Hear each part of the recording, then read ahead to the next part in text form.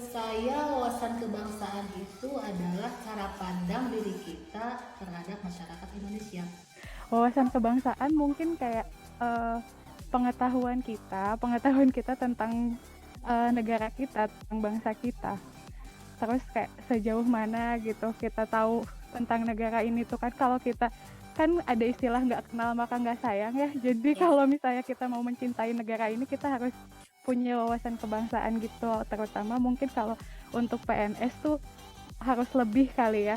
Maksudnya lebih dari yang bukan PNS gitu. Wawasan kebangsaannya harusnya ya, harusnya seperti itu teorinya. ya. Tapi nggak tahu ya. Oke.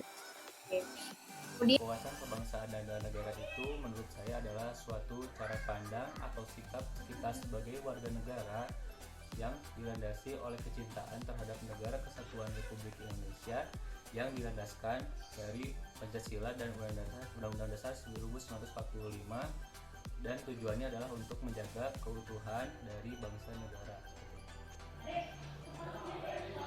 Menurut saya, wawasan kebangsaan itu adalah cara pandang kita bagaimana kita itu hidup bermasyarakat, berbangsa, dan bernegara.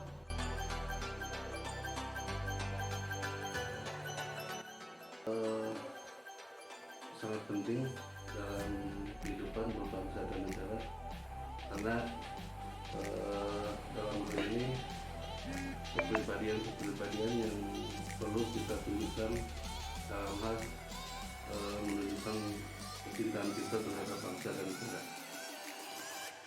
menurut saya pentingnya bela negara itu kita tahu cara hidup bermasyarakat. Penting sekali kalau di skala 1 sampai 10, 8 sampai 9 lah. Soalnya kan tentang bangsa itu dari SD ya sebenarnya, melalui PPKN itu pendidikan kewarganegaraan. Jadi harusnya udah tertanam sih, cuman nggak tahu dengan sistem pendidikan yang sekarang tuh apakah mereka bisa punya wawasan kebangsaan atau cuman kayak menghafal buat ujian aja gitu. Tambah lagi pandemi Tapi ya Teh. kalau pentingnya ya tetap penting. Ya.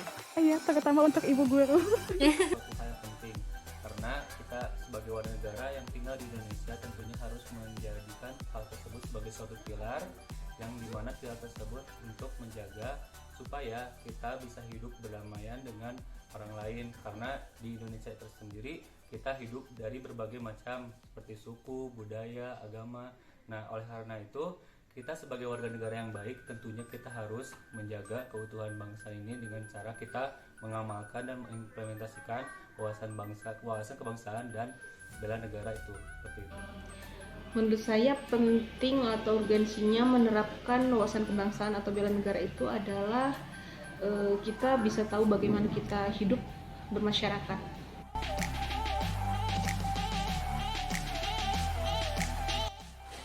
Salah satu bentuk yang dikerjakan di pemerintahan Desa Pamalayan dalam hal gotong royong, kita setiap 1 bulan sekali mengadakan kegiatan gotong royong, baik di tingkat RT, RW maupun di wilayah yang ada di Desa Pamalayan.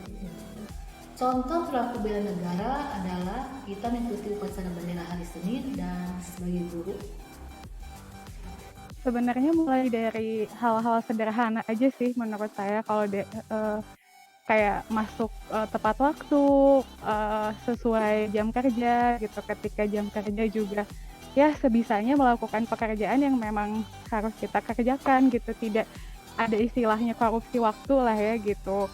Kalaupun misalnya ada waktu luang ya manfaatkan dengan sebaik-baiknya gitu. Walaupun emang gak harus selalu melulu tentang pekerjaan, tapi kan bisa menambah hal lain gitu yang bisa membantu kita dalam pekerjaan, karena kan pekerjaan kita juga memang untuk negara juga kan, salah satunya untuk bela negara itu. Terus apalagi ya itu sih kalau dari bidang perpajakan kan. Mungkin kalau yang berhubungan langsung dengan wajib pajak, pasti salah satunya itu dengan menghindari korupsi, gratifikasi. Itu juga salah satu bela negara mungkin ya yang saya tahu. Itu Ya. aja.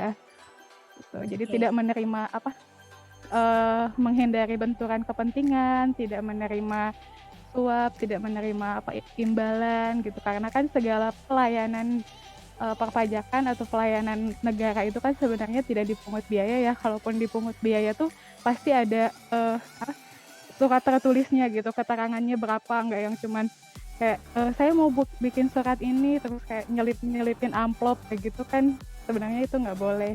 So ya, kita juga bisa lakukan dari diri sendiri. Nah, kita sebagai warga negara Indonesia tentunya kita harus bisa mengamalkan dari nilai-nilai Pancasila. Pertama, kita bisa hidup bertetangga dengan orang-orang, karena kita bisa hidup ini tentunya kita nggak sendiri, kita akan menemukan orang-orang yang berbeda. Nah, kita cara simpelnya kita menghormati apa yang mereka percayai, budaya mereka seperti apa. Nah, kita sebagai warga negara tentunya kita harus menghormati hal tersebut. Kemudian cara yang kedua, kita ikut serta dalam kegiatan sosial seperti gotong royong dalam kegiatan, misalkan di komplek ada bersih-bersih, nah kita ikut serta dalam kegiatan bersih-bersih tersebut. Kemudian yang tentunya kita sebagai warga negara tentunya kita harus menaati segala peraturan-peraturan yang baik ditetapkan oleh pemerintah maupun dari pemerintah daerah hingga pemerintah pusat, seperti itu. Misalnya kita bisa datang tepat waktu, mentaati tata tertib peraturan yang berlaku, kemudian bisa saling menolong.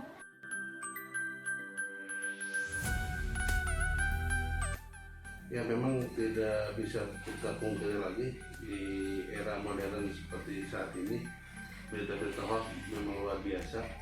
Tapi ada kalanya bahwa kita bisa menghandle-nya dengan menggunakan media sosial dengan bijak dan mensosialisasikan kepada warga masyarakat bahwa hal-hal yang positif lah yang harus kita jalankan. Menurut saya kita harus berhati-hati terhadap berita itu. Kita harus dipilah-pilah mana yang baik dan mana yang benar. Kalau untuk saya sendiri sebenarnya kan kalau kita di umur kita udah bisa membedakan lah mana yang misalnya kayak dipilah-pilah lah informasi itu gitu, mana yang bisa diterima, mana yang enggak. Kalau misalnya informasi antara ada pemimpin-pemimpin negara kita ya kita abaikan aja, ya kayak kita buatan itu jelek gitu dan nggak boleh diikuti. Tapi kalau untuk sampai menuntut atau apa ya kita serahkan aja lah tugasnya kepada yang berwenang gitu. Tapi kalau misalnya untuk kayak keluarga kita, terutama ponakan misalnya adik-adik kan, mereka ya itu fungsinya keluarga gitu, fungsinya keluarga sama sekolah harus ngebimbing gitu. Kalau misalnya anaknya udah mulai kayak mengucapkan hal-hal yang tidak benar gitu, misalnya kayak ngejek-ngejek negara atau pemimpin negara kita ya, berarti tugasnya orang tuanya sama guru untuk memberi anak-anak itu pengertian balik lagi tentang wawasan kebangsaannya gitu, tentang cinta terhadap negaranya, bela negaranya secara lebih sederhana. Nah, dari hal tersebut kita tentunya tidak menutup kemungkinan dengan perkembangannya zaman modern ini, tentunya bakal banyak informasi yang masuk dengan sembarangan dan tidak bertanggung jawab. Oleh karena itu, kita sebagai warga negara yang baik, tentunya kita harus memilah antara informasi yang baik dan informasi yang buruk. Kita harus pilah agar tidak menjadikan hal tersebut menjadi kekacauan atau merusak keutuhan bangsa negara. Karena dari zaman modern seperti ini banyak orang yang tidak bertanggung jawab, yang tujuannya tidak jelas untuk menghancurkan kerukunan dari negara kesatuan Republik Indonesia, seperti itu. Kita harus berhati-hati, kemudian tidak mudah terprovokasi. Kita harus pastikan dulu kebenaran berita tersebut, apakah benar atau tidak. Jadi artinya kita harus tabayun dulu.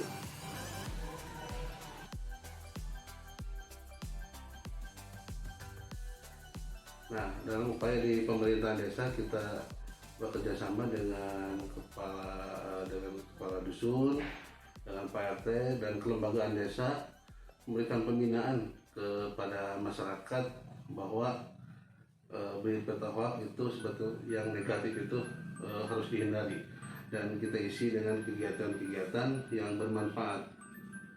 Ya. Saya sebagai guru akan mendidik anak untuk bersikap jujur dan bersikap hati-hati terhadap berita yang ada. Dan Kayaknya kalau di kantor-kantor tuh pasti ada ICV gitu, teh ICV tentang membangun wawasan kebangsaan, itu salah satunya juga. Terus karena ya itu kami kan kerjanya untuk negara gitu. Kalau misalnya justru kami pasti bakal sedih kalau ada yang jelek-jelekin tentang negara gitu, tentang apa tuh gitu. Jadi mungkin dari lingkungan pekerjaan juga sih bisa mempengaruhi. Untuk menanggulangi hal tersebut, seperti saya tadi bilang, apabila kita mendapatkan informasi tersebut, kita cek dulu yang benar seperti apa, faktanya seperti apa. Jangan kita termakan oleh berita-berita yang atau hate speech yang tidak bertanggung jawab seperti itu. Langkah yang pertama adalah sebelum kita untuk menyebarluaskan, kita tentunya harus melihat seperti apa dulu faktanya di lapangan, faktanya kenyataan seperti apa. Kalaupun memang itu hal yang tidak benar, baiknya sebagai kita untuk menghentikan atau menegur apabila ada orang yang ingin menyebarkan hal tersebut. Apabila kita bisa melakukan seperti itu dengan sederhana, kita tentunya jangan dulu ke orang lain, ke diri sendiri dulu, terus ke keluarga, kemudian ke orang lain sekitar kita, lingkungan kita, seperti itu. Kita harus mampu berpikir kritis, tidak langsung membenarkan pemberitaan tersebut. Jadi kita harus memastikan dulu apakah berita tersebut benar atau tidak. Artinya kita harus mengajarkan kepada anak, harus mengidentifikasi setiap berita yang datang itu, apakah berita itu benar atau tidak. Jadi harus mencari fakta dulu sebelum mereka menerima berita tersebut atau mereka itu menyebarluaskannya kepada yang lain.